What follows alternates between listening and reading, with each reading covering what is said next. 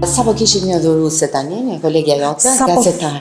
Se interesant, unë sa po thosha, s'ka njeri, duhet këtë njerëz tërkohës. Po bëja vizitën ndërkohë atje dhe kishte një problem të vogël me feritinën, pra kur me hekur dhe nuk arriti të dhuronte. Nuk lejohet të japësh kur ke feritinën e ulët. Ajo ishte vullnetare? Jo, ajo po dhuronte për babain e saj dhe ishte shumë emocionuar dhe donte të dhuronte. Dhe kjo domethënë të jep një pozitivitet tek njerëzit dhe i thash me shumë qetësi, sot nuk do dhurosh. Do dhurosh një ditë tjetër kur ti je më mirë, po papin sigurisht që do ta ndihmoj.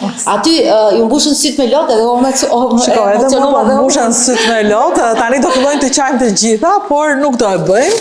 Do ju themi vetëm me zemër në dorë, dhuroni gjak. Dhuroni gjak, dhuroni jetë, ndihmoni 3 jetë, tuaj janë 4.